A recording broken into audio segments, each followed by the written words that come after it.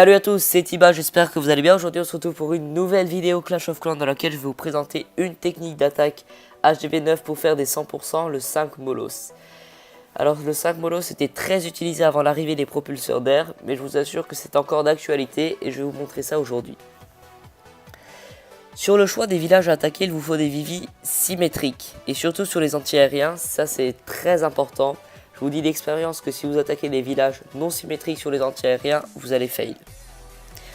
La première étape, ça va être de vider le château de clan avec un géant, un ballon ou deux, et de le détruire avec ses héros. Très important. Vous n'avez pas besoin de gros héros et je pense que c'est une des seules techniques en tant qu'HDV9 où vous pouvez mettre des perfects avec des héros de bas level.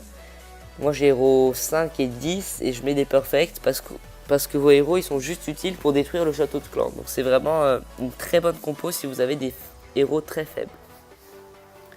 Ensuite sur l'envoi des molos, on envoie 3 molos côté reine et 2 molos de l'autre côté. Là où vous envoyez 2 molos, essayez d'avoir un molos de niveau 3 dans votre château de clan. Et vous les envoyez pas en paquet un peu écartés sur chaque anti-aérien, vous allez voir ça après. Ensuite on lance l'attaque aérienne à l'opposé de la reine pour que les molos aient le temps de popper. Alors je sais pas si vous avez très bien compris mais de toute façon on va le revoir après.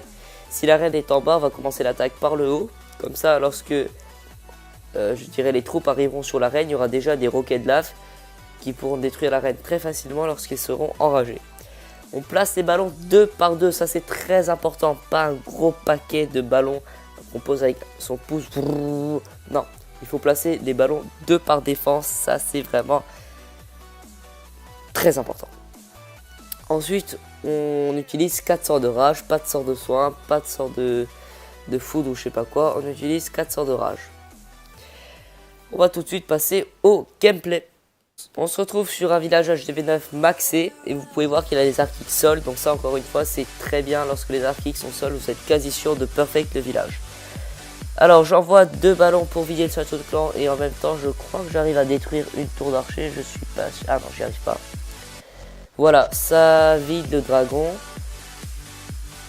Chose importante c'est que si vous pouvez vider le château de clan avec un ballon c'est mieux. Pourquoi? Parce que souvent dans les châteaux de clan on a un dragon et 2 ballons. Et comme ça si vous arrivez à sortir que le dragon, votre reine va s'occuper seulement du dragon, pas des ballons. Et vous pouvez laisser les ballons dedans puisqu'on attaque aérien, ça gêne pas.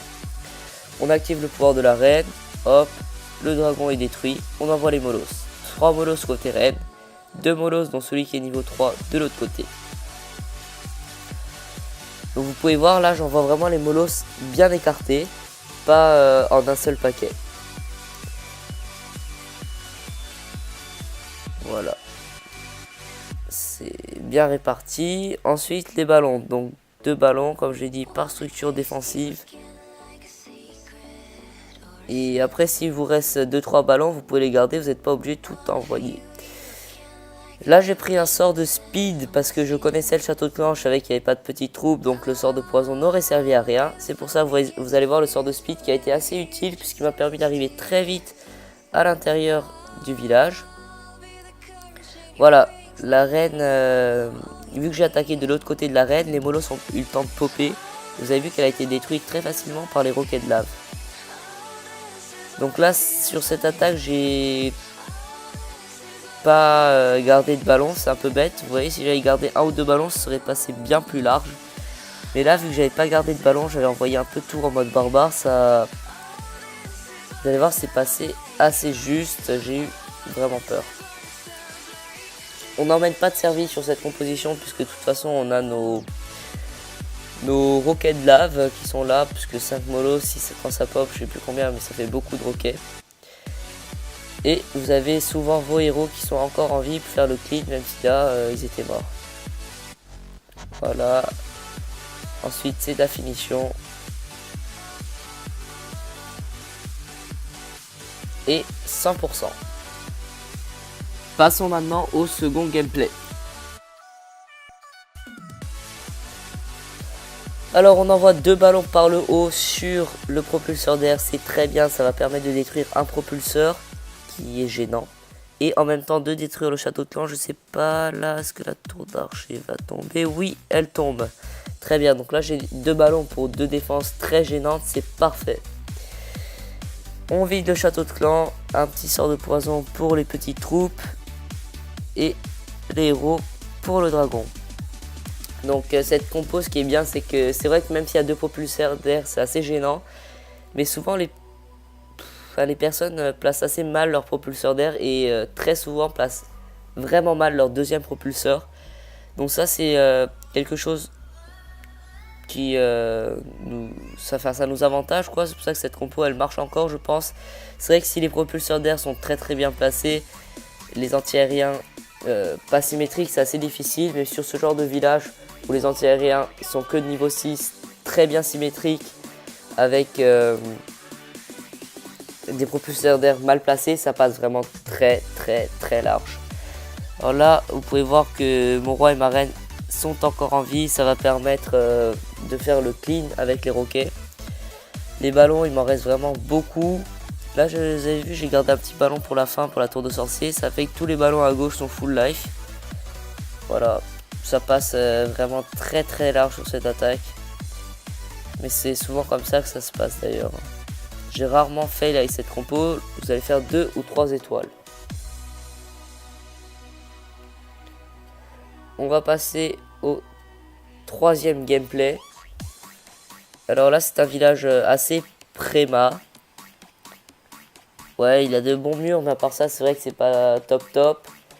Vous pouvez voir qu'il a des A6. A6 avec Molos 2, ça passe vraiment, ça passe vraiment très large. Un petit géant pour vider le château de clan. Le roi qui est envoyé en tank, le petit sort de poison pour détruire les troupes.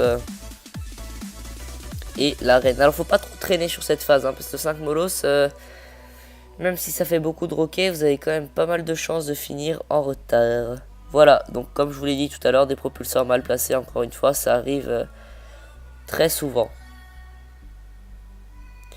Les sorts de rage, faut pas trop se précipiter, faut vraiment qu'ils soient à l'intérieur du village, qu'ils entourent la première anti-aérienne. Alors comme je vous l'ai dit, attaquer de l'autre côté de l'arène, vous avez vu, bon là les molos n'ont pas popé. Ah si, il y en a un qui a popé.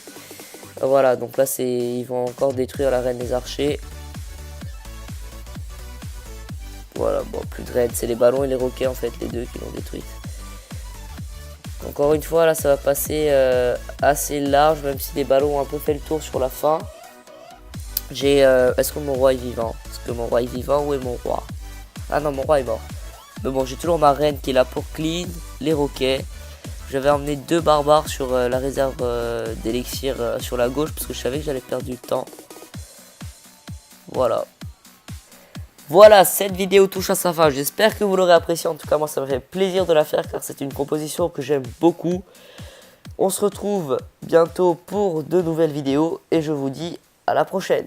Ciao.